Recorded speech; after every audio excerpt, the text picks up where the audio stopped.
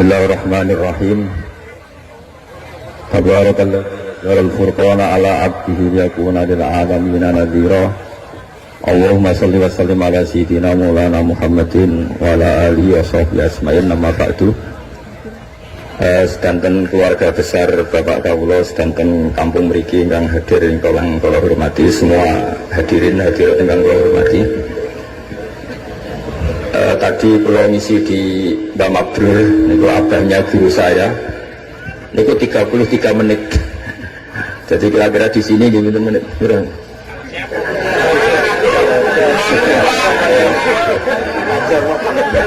Saya kemarin dengan Ganjar itu Gubernur Jawa Tengah itu malah 7 menit.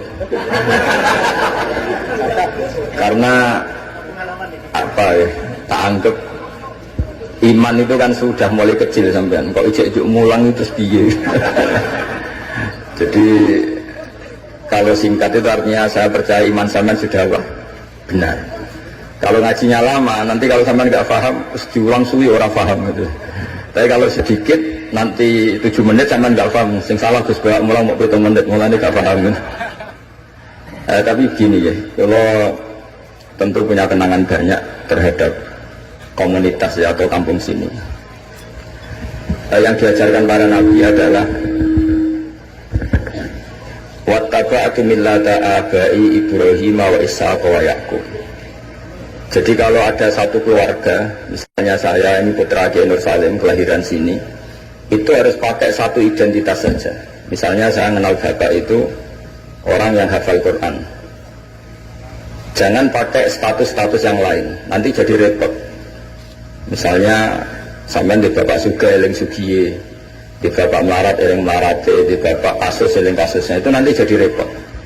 Inginnya Allah semua orang hanya pakai status, semuanya adalah hamba Allah Subhanahu wa ta'ala. Karena itu yang status permanen. Sampean sowan Allah itu sekalipun presiden itu tidak siapa-siapa, semuanya hambanya Allah Subhanahu wa ta'ala. Sehingga ajaran Nabi yang abadi diantaranya adalah saksikan bahwa saya adalah Abdullah wa Rasuluh, saya ini hamba Allah. Nah, sekarang semua kerusakan di dunia itu dimulai dari merasa tidak sebagai hamba. Seorang dirjen atau menteri ketahanan pangan itu mesti ngira semua kecukupan pangan Indonesia itu karena dia, kecuali dia pernah ngaji, mungkin agak baik rasanya. Padahal andaikan petani itu tidak mau nanam padi, pinternya kayak apa menteri, tetap kita kurangan apa? Makan. Masalahnya ketika petani menanam padi terus itu biasanya karena nggak punya selera atau karena bodoh. Nah, baru tanya bodoh itu mereka tidak nekuni profesi lain, nanam padi terus. Artinya ada padi banyak itu ya baru tanya orang bodoh. Makanya saya ini terkenal kiai pembela kaum bodoh. Karena kalau pinter terus gak nanam padi itu gak ada gunanya. Profesor ketahanan pangan kayak apa rapatnya, kalau gak ada yang nanam padi mau apa? Menko Polhukam juga gitu, buat rapat untuk kestabilan tapi masyarakat tidak tepo seliro, tersinggung sidik bacokan, tersinggung sidik carok. Apa gunanya kepinteran para Menko Polhukam kalau perilaku masyarakat gampang konflik? Jadi sebetulnya pengendali Indonesia itu kita semua. Maka sebetulnya yang pembantu presiden ya semuanya, yang jaga keamanan yang jenengan semua. Kalau gak mudah konflik ya Indonesia nopo. Mungkin bedanya sampean dengan menteri keren sampean. Mereka digaji sampean sudah tidak butuh gaji. Jadi ini kelebihan yang kita harus bangga. Makanya saya kalau jadikan, saya pernah ditawarin jadi PNS Kemenak, saya nggak mau. Takut saya biasa nggak butuh gaji menjadi butuh apa? Gaji. Kan keren nggak butuh apa? Gaji. Nah ini penting saya utarakan supaya agama ini terkonsep secara permanen. Sehingga dalam tradisi ulama, agama ini tidak pernah dipasrahkan ke siapa-siapa. Karena yang ngurusi agama ini hanya Allah Subhanahu wa ta'ala. Pernah dalam satu dialek, Umar adalah orang yang sangat sukses dalam memimpin Islam. Sampai menaklukkan zaman itu sudah sampai Eropa Timur, sampai Asyurkul Aqsa. Sehingga kayak apa kerinduan orang sama Sayyidina Umar radhiyallahu anhu. Sehingga cerita mereka tidak kebayang kalau setelah Umar itu ada pemimpin yang sekali berumah. Sehingga Umar dipaksa dengan tanda kutip dipresur supaya bikin pengganti suksesi. Setiap Ibnu Umar anaknya jalan-jalan kemana-mana, itu mesti masyarakat bilang gini, Mbok yo abah kamu itu bilang ada suksesi supaya pemimpin ini jelas tahapannya. Terus mereka bikin analogi itu kias. Kalau ada kambing 100, penggembalanya tinggal gelanggang, itu dianggap zalim, tak ya zalim, pasti kocar kacir. Apalagi ini penggembala manusia. Kalau suatu saat Umar meninggal, itu pasti kacau. Umar sempat tertarik sama pikiran itu, sehingga beliau ingin menunjuk seorang khalifah pengganti. Lama-lama beliau bangun terus bilang gini, tidak jadi ya. Agama ini yang punya Allah, jadi nggak boleh dipikir oleh Umar. Agama ini pernah ditinggalkan orang yang lebih baik ketimbang saya, yaitu Abu Bakar, tetap jalan. Dan agama ini pernah ditinggalkan oleh Rasulullah SAW, orang terbaik di dunia, dan tetap jalan. Karena yang ngurusi Allah. Makanya sekarang nggak ada wali songo itu. Mungkin zaman wali songo Panjunan tidak seperti ini. Tapi sekarang dipimpin Ustadz TPG, Islamnya lebih maju ketimbang zaman dipimpin wali songo. Bukan karena Ustadznya yang lebih hebat dibanding wali songo, memang agama ini diurusi oleh Allah Subhanahu wa Ta'ala. Ustadznya kasus yang agama jalan. Oh, itu banyak cerita-cerita di TV Ustadz apa? Kasus agamanya juga jalan. Ada kiai ditangkap KPK, agama juga jalan. Karena agama ini nggak bergantung seorang kiai, juga nggak bergantung kemenang.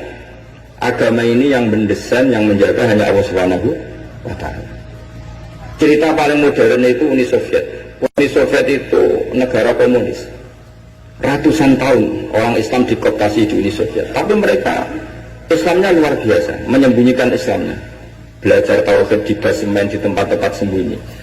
Ketika Uni Soviet hancur lewat Glasnost Perestroika itu, langsung jadi negara Islam. Ada Uzbekistan, Tajikistan, Ceknya, itu semuanya jadi negara Islam. Artinya gini, agama ini pernah jaya bahkan saat dikooptasi Uni Soviet.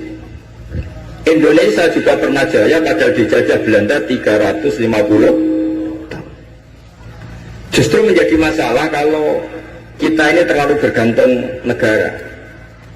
Kiai gelem mulang untuk bos, santri gelem mondok ke kepalanya dicatat di negara sehingga dapat fasilitas. Oke, negara baik kita akui, tapi itu nggak bagus bagi kita kalau terlalu bergantung.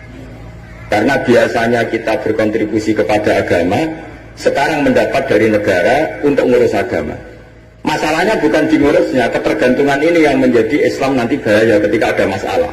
Nggak biasa imun ya, nggak biasa kebal.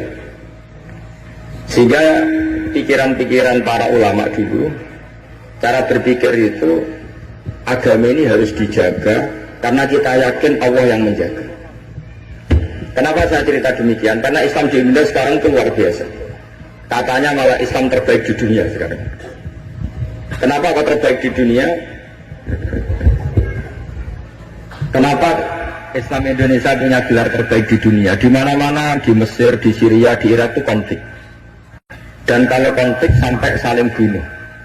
Kita tahu urutan dosa besar, satu adalah musyrik, nomor dua adalah orang mukmin saling bunuh. Nah Indonesia boten, gedeng tanggane mau ngrasani tok tinggu kegiatan itu. Ya hanya gitu-gitu tok. Yang bisa nyantet ya tidak nyantet.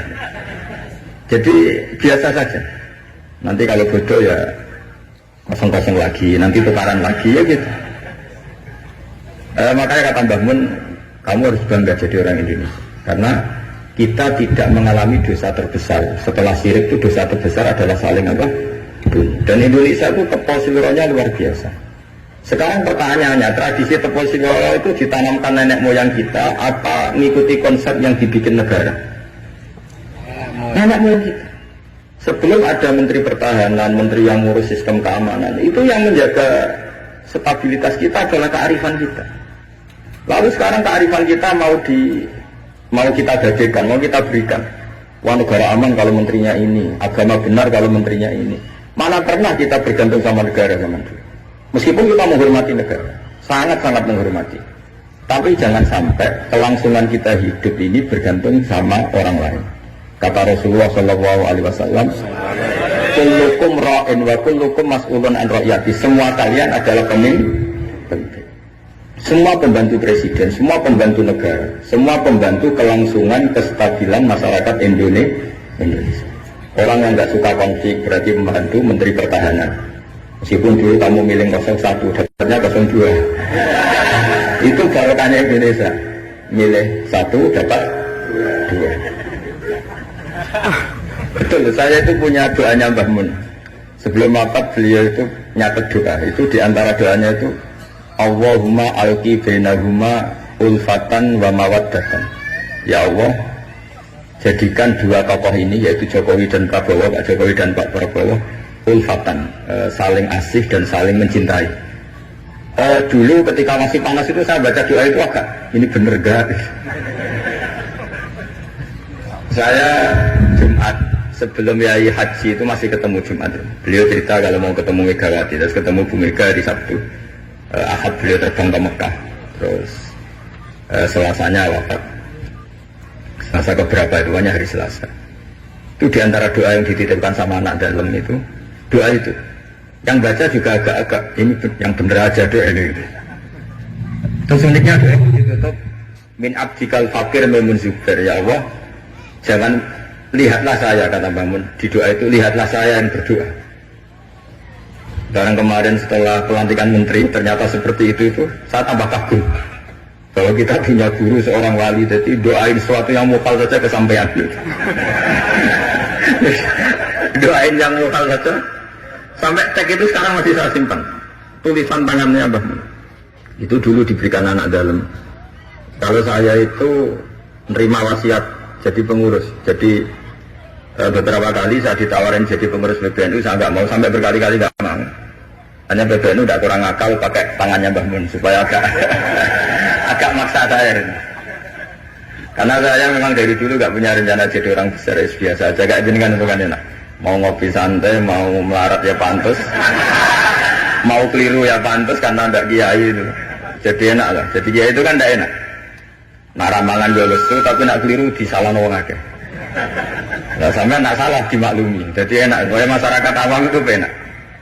Terus jadi kiai ruginya gini, misalnya saya orang alim alama, ada pengumuman, Gus Bak masuk surga. Nanti pengumuman kedua itu mengecewakan dan para penggemarnya. Memang aturannya. jadi rugi sebetulnya. Karena memang aturannya gitu, para wali, para orang alim ini kan dapat masuk surga. Nanti pengumuman kedua itu dan itu nggak ada syaratnya, pas para penggemar itu nggak ada syarat. Siapa saja bisa. Makanya terus banyak orang jalan pintas, nggak mau alim sendiri ya, penggemar Gus Bak aja. Itu sebetulnya oportunis, itu orang nakalan lah kira-kira gitu. Terus akhirnya saya ditimbali beliau, kata beliau menyuruh saya supaya mau jadi di antara jajaran Suriah. Yang unik dari wasiat beliau itu bukan masalah Suriahnya. Kata beliau, Indonesia itu harus kamu jaga. Bila perlu nanti di lembaga dakwah NU itu melibatkan orang macam-macam, dari partai macam-macam, termasuk partai WDI. Terus ketika tak tanya kenapa ya, sing iso jogo Indonesia itu nasionalis dan religius. Dan yang menjaga ini penting, kata beliau. Ojo sampai Indonesia itu didosa paten pinaten. Caranya ya aku kudu rukun mbek Megawati dan mewakili kaum religius dan nasional. Kalau paten pinaten repot kayak Mesir, Syria. Jadi fikihnya Mbah Mun itu jangan dilihat misalnya seorang kiai ketemu Mega, enggak. Lihatlah ini satu ikhtiar supaya Indonesia itu damai. Kenapa? Indonesia. Saya termasuk santri yang akhirnya mencari-cari argumentasi itu. Singkat cerita, saya nyari itu di khazanah-khazanah kitab dan ketemu, yaitu Rasulullah pernah berdamai dengan Suhail bin Amr. Suhail bin Amr itu tokoh kafir Quraisy yang bisa mengendalikan Quraisy. Sekali dia komando perang maka perang. Padahal posisi Nabi sudah di Hudaybiyah, kira-kira 25 kilo dari Mekah. Itu kalau perang pasti banyak korbannya. Dan itu semua perjanjian merugikan Nabi, tapi diterima saja. Asal tidak terjadi saling bunuh, saling chaos, saling kolab. Itu yang ditiru Mbah Mun. Tapi sekarang orang enggak, kadang pakai hitam putih. Pokoknya saya putih pasti benar, ini hitam pasti salah. Yang dilupakan adalah Kalau betul orang lain itu hitam, ini pun tanggung jawab kita, karena ini juga umatnya Rasulullah Shallallahu Alaihi Wasallam. Sekarang ketika kamu melihat orang salah, itu jika itu bagian dari keluarga kamu, inginnya memberi sanksi apa membenahi? Membenahi. Makanya dalam sebuah kitab yang diceritakan Sarah Hikam, kitab paling terkenal di kalangan pesantren, kitab Hikam. Dan cerita itu benar menurut saya. Ini cerita yang versi kitab Hikam. Nabi Ibrahim diterbangkan ke alam malakut, terus melihat para pezina. Allah tanya, menurut kamu diapakan? Bunuh saja ya Allah, mereka makan rezeki engkau tapi tidak mengindahkan aturan kau, mereka pezina. Sama Allah diturutin. Terus dilihat lagi para pemabuk. Menurut kamu gimana, bunuh saja, mereka itu hamba engkau, makan dari rezeki engkau tapi tidak mengindahkan perintah engkau. Sampai sekian bentuk maksiat, Ibrahim usulnya bunuh saja, habisi saja. Lama-lama suatu saat, ini cerita yang di Sarah Hikam, Ibrahim disuruh nyembelih Ismail. Yang terkenal dalam riwayat memang yang disembelih itu siapa? Ismail. Meskipun ada perdebatan ulama apa Ismail apa Ishak, tapi kita milih yang Ismail saja. Umumnya orang meyakini itu siapa? Ismail. Nabi Ibrahim itu kaget melakukannya, ngetek. Ya Allah, yang benar saja, ini samratu fuadi, ini buah hati saya, kenapa engkau suruh membunuh? Jawabannya Allah, Ibrahim, kamu ingat gak ketika kamu melihat orang-orang maksiat usul ke saya supaya dibunuh ya ya Allah. Kata Allah, aku itu ya gelo, itu sehingga aku enak usul kan motam-motam. Konca itu anakmu sehingga aku takkan mati ini keberatan, menangis Nabi Ibrahim. Ini pelajaran bagi kita. Karena orang misalnya nyon saya cawe itu nganggo sepeda motor luwanan sebuah wanter, wana isopo ikut suruh. Tapi nak geleng no. Ini ku ponakane jenengan pas ya. Mesti gitu. Sebetulnya keantian kita pada maksiat itu bukan karena maksiat. Orang itu tidak keluarga kita. Gayanya saja kamu tegas, sebetulnya enggak juga. Gitu. Jadi ini pelajaran bagi kita. Coba misalnya gini, ada orang salah koruptor. Kamu mesti benci sama koruptor. Coba bayangkan kalau itu anak kamu. Mesti dulu ya, wong gini buatan konangan. Nah, sama. Ini masalah Rasulullah itu melihat semua umatnya adalah anaknya. Sing lagi abangan, sing lagi setengah abangan, sing hitam, semuanya adalah Maka kalau ini semua umatnya melihat orang abangan, ya pikirannya itu memandu mereka tobat, bukan malah dianggap kafir. Makanya kita menolak paham takfiri, paham yang mengkafirkan orang lain. Karena ibaratnya paham takfiri itu enggak rasional, secara fikih enggak rasional. Allah yang Tuhan saja, yang punya semuanya, itu jelas ngendikan qul ya ibadiyalladzina asrafu ala anfusihim la taqnatu min rahmatillah. Terus ayat wa anibu ila rabbikum. Orang-orang yang sudah melampaui batas oleh Allah dipanggil, ayo kembali ke saya kembali. Kemudian orang-orang takfiri ini, orang-orang ekstremis ini, hamba Allah yang sedang maksiat dianggap tidak Islam atau kafir, keluar dari area kemukminan. Wong yang Allah Tuhan saja yang di luar disuruh masuk. Ini yang sudah masuk malah disuruh keluar. Coba Nabi diutus jadi Nabi itu untuk mengislamkan orang kafir apa untuk mengkafirkan orang Islam? Ya Nabi lo diutus itu untuk mengislamkan orang kafir apa mengkafirkan orang Islam? Mengislamkan orang. Makanya aliran orang ekstrem sidik-sidik kafirkan orang itu satu mesti goblok, mesti. Dua mesti gak tahu ngaji. Tiga terlalu semangat tapi khazanah ilmunya itu pas-pasan. Karena tadi kebencian kita ini pasti ada unsur dengan tanda kutip nafsu. Ya tadi kamu benci sama cawe itu, yang kuatoan cekak, sepeda motor berbanter. Barang mbok pisai jumlah wong ayu banget seneng kue. Kira-kira masih misoi tidak itu? Itu mesti. Atau gini, kamu benci sama orang yang nyulayani janji. Zaid tidak janji sama kamu, mesti mau janjian enggak rene gini-gini. Coba Zaid itu orang yang ngutangi kamu. Berani enggak ngumpat-ngumpat Zaid meskipun melayani janji. Zaid itu orang yang memberi utangan kamu 10 juta, terus janjian melayani janji. Bisa enggak kamu bentak Zaid? Terus gak ditagel seweneng.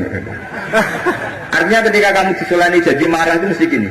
Sudah melayani janji, plus tidak berjasa. Nah ini yang yang kita dapat kearifan dari Nabi Ibrahim. Saat kita enak saja usul orang maksiat dibunuh, dimatikan oleh Allah, itu plus mereka kebetulan tidak anak kita.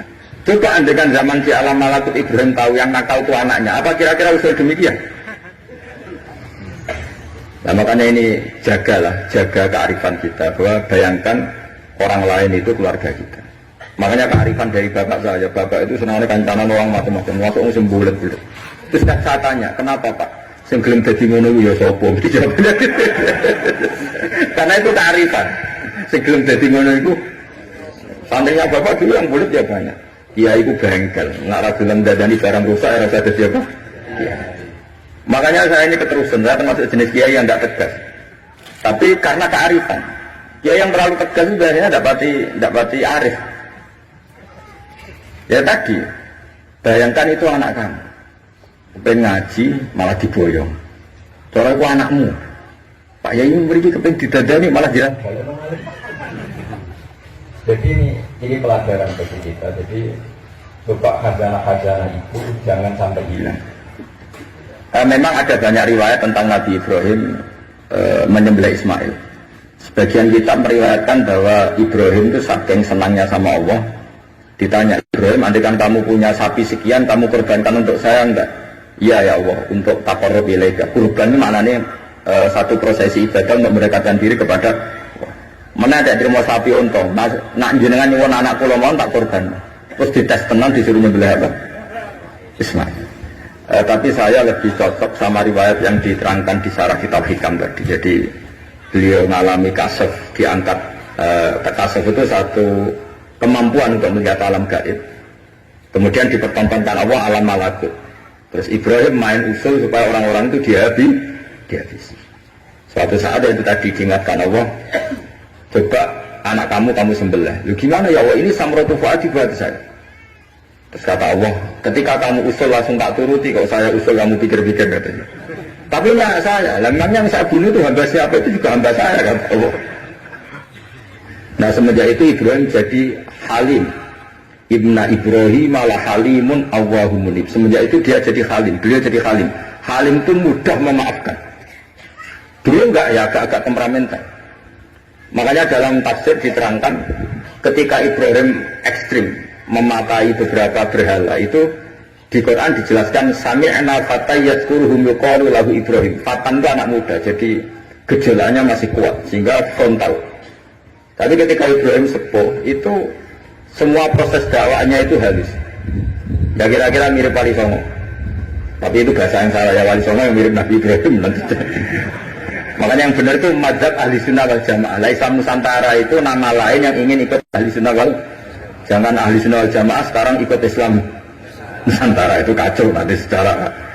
Sering saya ditanya, Gus Islam Nusantara itu kan firqah sudah 73 ditambah Islam Nusantara 74. Ya kacau kalau seperti itu ya enggak. Islam Nusantara itu ya maknanya ya karena kita punya kultur, punya budaya, dan budaya itu budaya Indonesia. Tentu misalnya orang Arab pakai jubah, itu ya sunnah, kita yakini sunnah. Tapi orang Indonesia ya sudah cukup pakai hem, itu juga sudah sunnah. Jangan kayak orang Madura, karena kalau yang jubahan kiai ke Arab Saudi, supir taksi dicium, tukang angkot dicium, karena semuanya pakai apa? Jubah.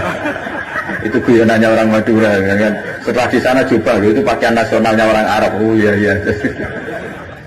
Makanya kalau melihat film Arab itu bingung, karena yang soleh sama penjahat sama-sama macaknya seperti itu. Kalau film Indonesia kan gampang, yang preman tatonan pakai celana jeans sobek-sobek, yang kiai pakai koko, kan enak. Ini yang soleh, ini enggak. Kalau film Arab bingung. Makanya kalau orang abangan lihat film Gus sing Abu Jahal karena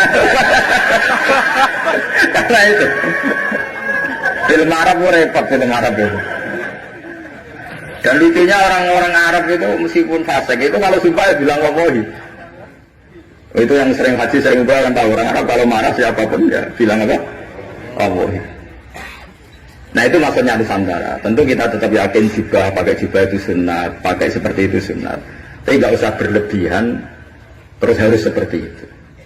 Karena kewajiban kita yang penting adalah satrul aurat nutupi aurat, meskipun dengan cara negara masing. Nah, negara masing-masing ini kemudian oleh kiai kadang diistilahkan adalah Islam Nusantara. Sama lihatkan ulama-ulama Turki ya pakai turbus, pakai baju yang ulama Rusia ya pakai baju khas Rusia. Ya semuanya pakai khas daerah masing-masing dan itu enggak masalah.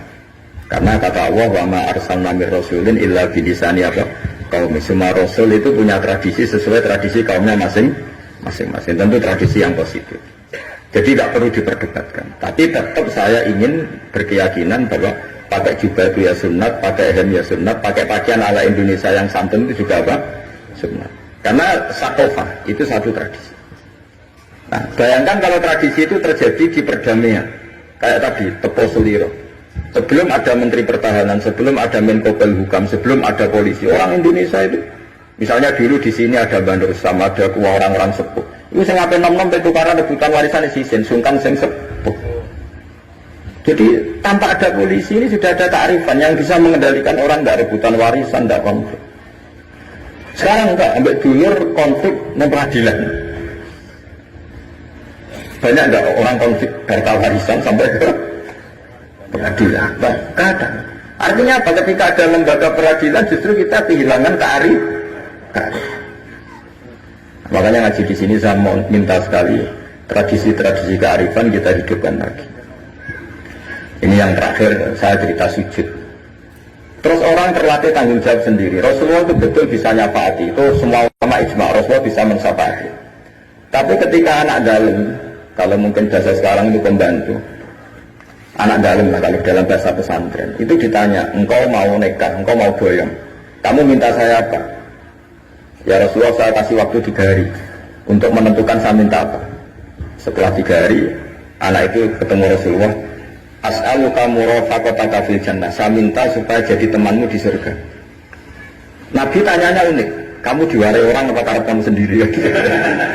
Jadi kalau orang pintar dadakan itu bikin orang curiga. Kamu pintar sendiri apa diwarai orang? Enggak ya Rasulullah. Setelah saya angan-angan semua dunia ini zailah, bakal hilang. Kemewahan dunia, kenikmatan dunia pasti hilang. Yang enggak hilang adalah kenikmatan di akhir.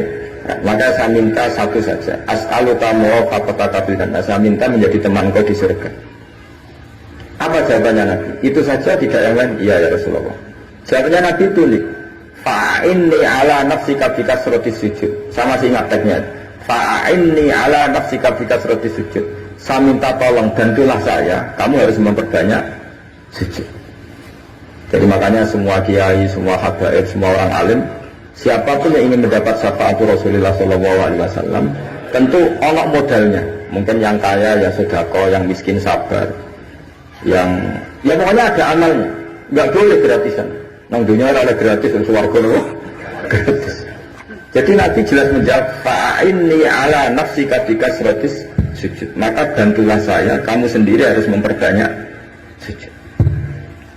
Kemudian ahli fikih itu mengkaji sujud itu apa? Menurut cara yang disepakati ulama yang mesti benernya adalah diletakkan al-yaden 2 tangan berarti berapa? 3, ar-rubaten 5, al-qadamen 7. Makanya ini yang disepakati ulama. Tapi banyak juga ulama yang mengesahkan sujud cukup pakai jabah. Jadi kalau ada orang bisa sujud kalau agak ngongkrong, yang penting badu'e itu memplek, itu ada juga ulama yang bilang yang penting jangan dilakukan imam musola, nanti dianggap yang masuk imam musola sujudnya seperti itu. Jadi prosedurnya seperti itu. Jadi tetap Nabi itu inginnya umat ini memberi kontribusi. Jadi Nabi tidak langsung bilang iya saya syafaati, tidak. Tapi Nabi ngendikan fa'inni ala nafsika bikasratis sujud. Maka bantulah saya dengan memperbanyak sujud. Ya, mohon maaf. Assalamualaikum warahmatullahi wabarakatuh.